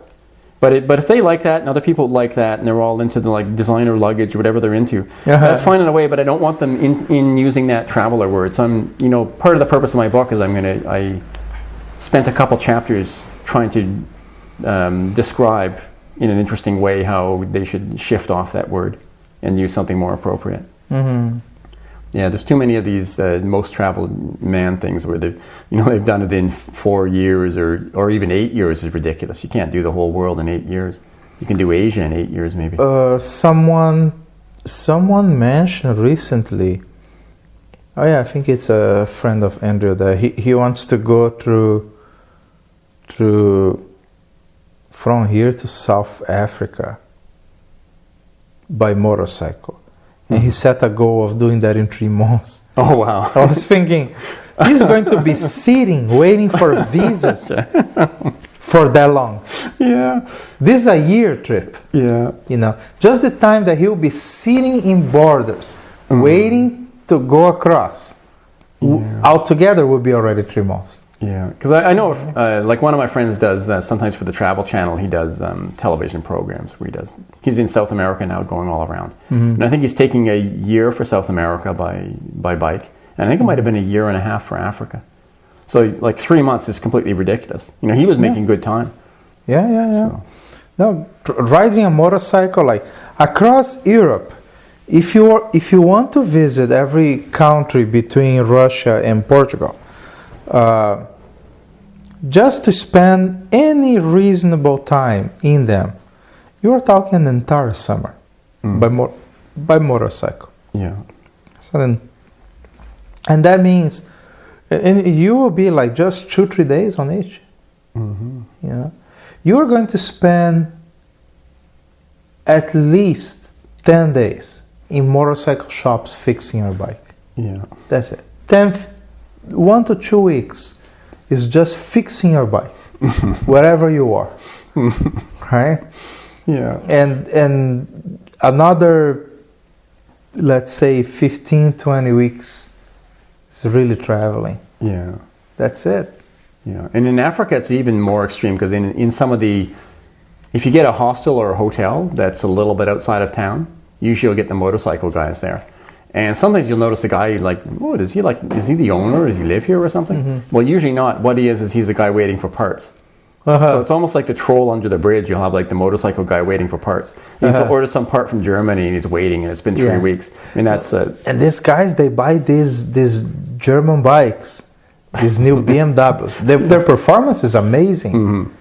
But the problem is, and I don't understand how people don't make that calculation. If you break a part in one of these bikes and you are in, let's say, Senegal, it's going to take a month to get one. You know, it's or if you are going through, you know, let's say Egypt, and you break anything on this bike, forget it. It's going to take 2, 3, 4 weeks just to get that part. Well, my buddy had a bunch of parts damaged in Kenya by Samburu tribes when they blasted him with a machine gun. Mm-hmm. And it destroyed his back brakes and a few other things. And luckily he was able to hide behind a bush, and they were coming to kill him, but they couldn't find him in the night. And the odd thing was he had like this is something I never had, but it's kind of a cool thing. He had this little button you could press on a box. And when he pressed it, like a bunch of special forces would come by helicopters and try to extract him. Mm-hmm. But it cost, I think, $10,000 or $20,000. I think it was $20,000 to his sponsor if he'd done that. Mm-hmm. And he decided not to use it because he thought, oh, these tribesmen find me and kill me, or they don't. Like, there's not even time for, to worry about helicopters getting here and all that. Yeah, it'll take days. Yeah. But then he had to replace these parts, and once again, it was a long, long wait. And then he also, I met him. I met him in the Congo. Actually, I met him in Kinshasa. He was waiting for a part as well. Mm-hmm. Yeah. So when I was in Bulgaria, I met there is a place called Motor Camp Bulgaria. Very interesting place where bikers from all over Europe, they end up meeting there. And I met this guy from England, and he had a BMW. Mm-hmm. And he was telling that when the suspension, there was some problem in the suspension, that he had these 2 parts. Now I don't remember what part was it. Yeah. But he had these 2 parts, that one of them went bad. Yeah. So when he bought the new ones, he had to buy the pair. So now he had an extra one, right? And he was online one day in a forum about bikers, and there was a guy in Madagascar with a bike similar to his, with a broken suspension part, needing one of those parts. Yeah. And the guy was asking for help because he could afford to order a part, but it would take a month to get to Madagascar. Yeah. No, he said, it's like they will put that on an airplane and then it's going to get here, but clearing customs will be like a month. Yeah. So he was hoping that someone could bring a part for him, hopefully. And this guy, he was, at that time, he was traveling from Romania back to Germany or something like that. Yeah. Or back to England. But he was in a hostel. And he just asked people around, is anybody going to Africa? And there was a guy, a backpacker, going to Madagascar. Oh, wow. He's probably said, okay, here's the part. Can you please bring it to this guy, and gave the information. And then like 2 days later, the guy flew to Africa. And a week later, he was in Madagascar, and they met, and the guy gave him the part for free. Wow. So that's for free. That's the good thing about this social networking that way. The social networking creates these possibilities. Yeah. And a great story. Yeah. You know, a great Well, that's story. how I got into Angola. So it used to be, you know, for years I've been trying to get into Angola, but you walk into the embassy and they won't even speak to you. Like really, they're not interested in tourists whatsoever. And finally, there was a woman who knew me from some sort of newspaper or something like that. But she contacted me, and she was in Namibia. And she told them, like, I know how you can get the Angola visa. There's this town, and she named some small town. It's not even on the map, somewhere in northern Namibia. She said there's a really nice guy with it. Like, there's a very small Angolan consulate there, and the guy's really friendly. And I was like, ooh, okay. So I went up there, and it turned out it's a town with just a Kentucky Fried Chicken and a youth hostel. That was it. And this consulate to Angola. So, you know, I checked into the youth hostel. And then I was quite busy there, like all the time people were knocking on the door and they were asking me like, oh, my drain's plugged, you know, can you fix it? Or I can't figure out how to use my key. And, you know, this was going on for several days until finally I looked and there was like a dusty sign above my door and it said like, supervisor. I'm like, oh, okay. They thought that you were the guy supposed to fix. Yeah, so they thought it was my job. I was just helping out. But yeah, so I just ate in the Kentucky Fried Chicken, which is quite heavy food, but they like it out there. In fact, you could test in South Africa and Namibia. You can test what happens if people live on the all Kentucky Fried Chicken diet. Yeah. Because some of them live that way. Yeah, they really like the stuff. Yeah. But anyhow, what happens? I didn't test it long enough to see. They seemed fine, but they were saying it's the cheapest way to feel full. So they really love it out there. But I went into the Angola consulate, and sure enough, the guy's quite friendly, and he just said, "Oh yeah, wait 2 days and you can have it." This is something where normally you go into Angolan consulate or embassy, and they just scowl at you, and that's it. They don't even talk to you. Yeah, and then I even met some Portuguese guy there, and he was driving back, and he said, "You want to ride with me?" Because we were waiting in the same line to fill out documents. And he had quite an interesting story. You know, he was a guy with he was living in the Canary Islands, but he'd been out in Angola, and he was telling me, "Yeah, I sell like decorative tiles in a shop. I'm not the owner, but I work there." And I said, "Oh, they buy a lot of decorative tiles there?" And he goes, "Oh yeah," and in a weird way, he said once there was a very expensive tile and it wasn't selling. And so he said to his boss, "Do I lower the price?" And he's like, no, double the price. So he doubled the price, and then they all sold. Because it's these guys.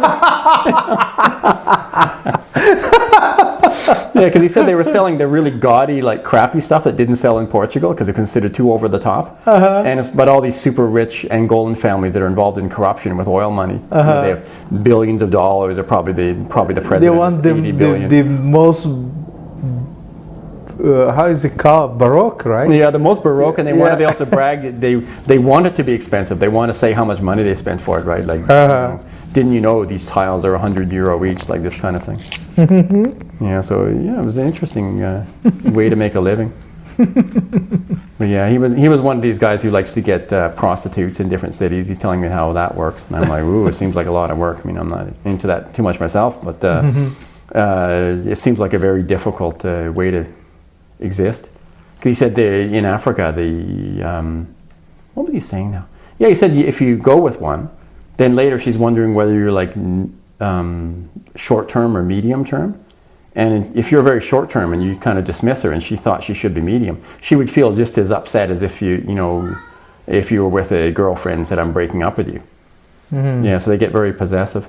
And he said at a certain point, after a few weeks, when they figure there's no more money to be made from you, they'll turn you into the police and claim that you raped them.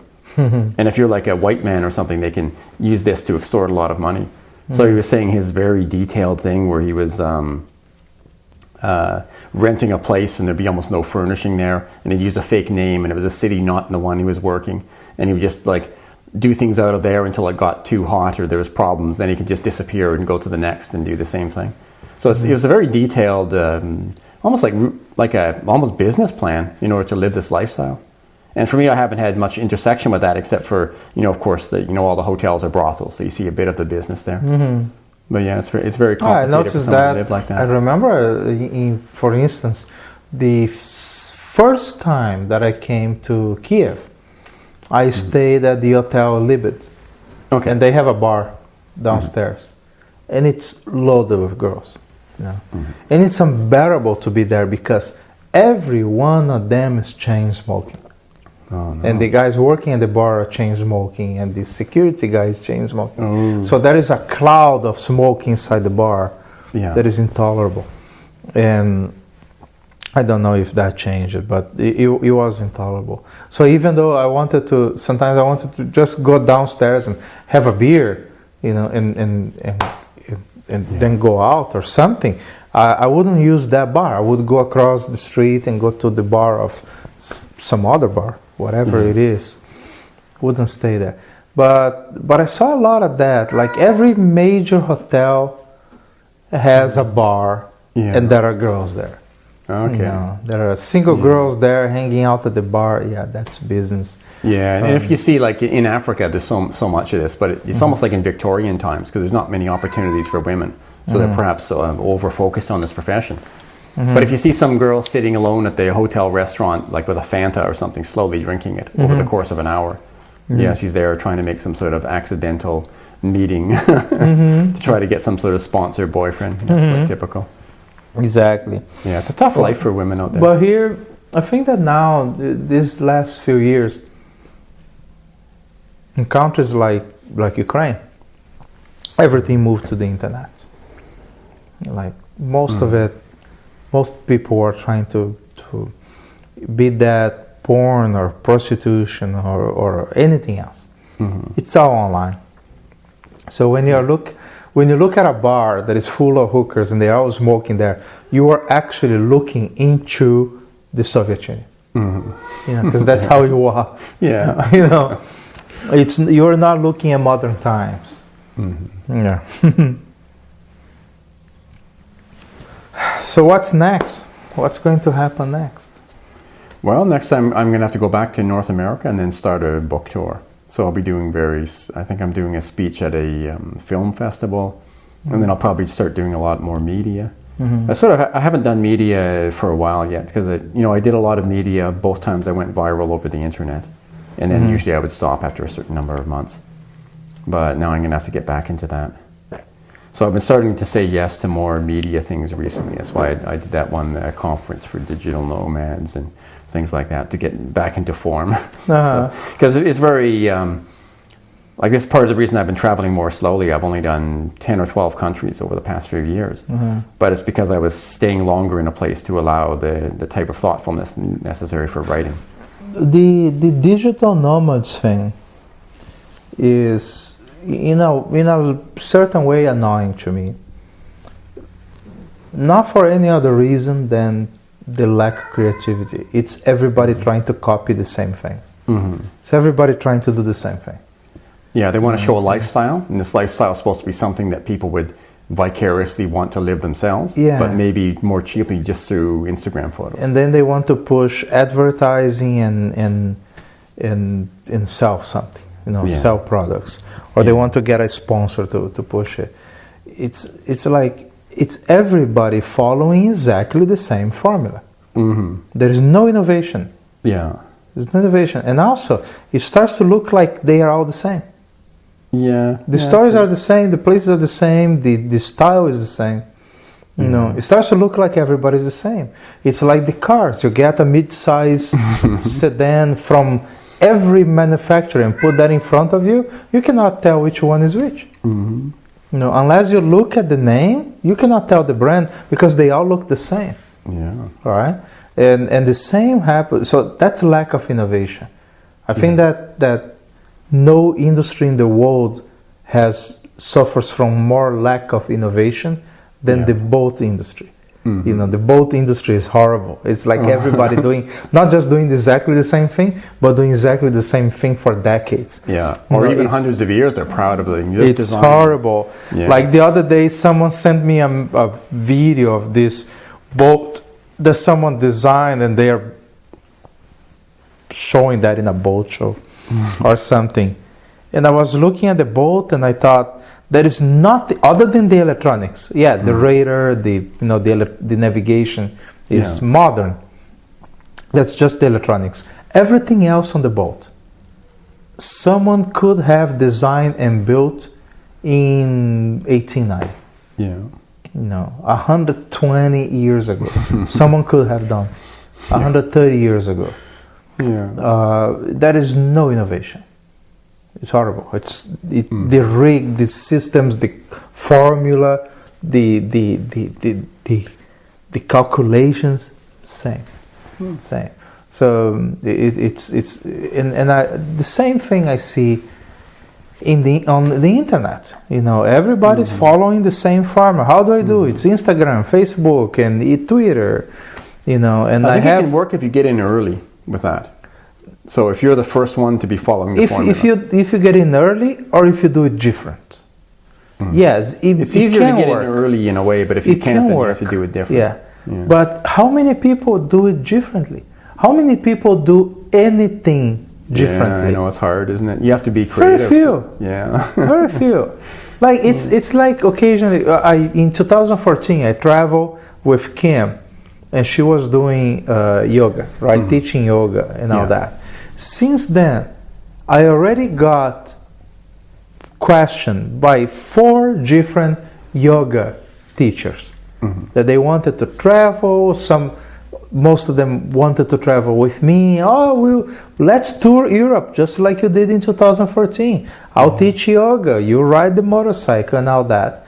And you look at their profile, their social media situation, and it's all the same. It's completely replaceable. It's like you could get anything from their story, and you could pluck the girl out of it and put one of the others in the same place. Nothing would change. It would be exactly the same story. So who cares? So I would love to see that happen again. It was very inspiring doing that with Kim, but everybody else is doing exactly the same things. Yeah, and then to continue, like I have a friend who lives normally in Maui, but her mother, and to some degree her, since she's studied yoga under her mother, for her entire life, she's the one who does a lot of yoga for the celebrities and actresses, things like this, like Natalie Portman, people like that. And so she was just doing, most years she does a tour of Europe, and she's teaching yoga classes. But that works for her because she has this family connection, and this, you're already connected to the people who are, can pay the high-end money for it. Yeah. But the other ones who are scrambling toward the bottom with nothing different and nothing creative, it's very hard to get any kind of a leg up. Yeah, because it's all the same. It's all the same. It's like today, you look at Instagram, there are, how many girls are there on Instagram working out and doing yoga and taking pictures of their butt? In yoga pants. Yeah, it's not even thousands. On Instagram, but it must be, yeah. And I'll tell you this, it's all the same butt. Because there's no difference. There's no difference. Occasionally you see someone that is doing anything different. Yeah. That is doing anything some way that is authentic. I think you'd almost want to be concerned if your butt was so different from the appearance of a regular human one, that people were so astonished. I mean, this would be a bad thing. So yeah, it is kind of interchangeable. I don't know. Yeah, everything is interchangeable. So there is nothing happens out of that. That's an advantage to traveling for inspiration, though, because if you're trying to be creative and you're trying to think of a new way to do things, you can travel and become inspired as a result. Because I used to do that as well. Like I would travel for a few years, then I would work for a couple months, then I'd travel for a few years. And the course of the traveling, I'd have various ideas. And then when I was looking at my money going, ooh, the money's getting low, then I'd sink into one of these ideas that seemed the most feasible. And then the money would go back up again to a couple $100,000 or whatever. Then I just travel for a certain number of years more until it came down to a low amount, and then do the same thing again. And the traveling kept my mind like nimble and capable of being inspired. Yeah, that I definitely learned a lot from your stories about thinking that way. You just keep traveling, keep nurturing your brain. Yeah. Nurturing your brain to be inspired, to perceive things, to think outside of the box. And then when you need, you use that to make money. And here's a way to know if you're doing it well. You should acquire, like what I have, a bunch of kind of ridiculous business ideas. And why you acquire this bunch of ridiculous business ideas is because they're the ones you didn't do, because they're a little bit ridiculous. They sound fun, they're quite creative, but they wouldn't necessarily make a lot of money. So you should be acquiring a big pile of these, but among them shouldn't be practical ones that would actually make money, because you should have done those. So the stuff over this side, the practical stuff that was also good, you should have done those already, so these are done. Now over here is the impractical stuff. these are the ones that you should be accumulating, because you're like, oh, okay, that's kind of funny, but I don't think it would really work. Yeah, you should get dozens of those. Yeah, and that's what I'm left with now, because I've done the ones that. If you ask me for a business idea, I'll probably going to tell you one of the ones that you also have to ask me, why didn't you do it? Because it's kind of risky, actually. Yeah. Mike, we need to do more of these podcasts. So thank you for doing this again. Welcome. It's been a lot of fun. Yeah, we have been like an hour and a half or a little more. That's pretty good. Let's go meet our friends and have some drinks with them. Yeah, I was just thinking about Kiev, just down to the beach club. Yes. Cheap beer. That would be nice. That would be fun. All right. Thank you so much. Thank you for inspiring everybody. Thanks. We hope you like this podcast as much as we like to produce it. This has been made possible by the efforts of dozens of volunteers, supporters, partners, and visionaries that are helping us build Voyager's World. Please visit our website, join us for free, and start participating.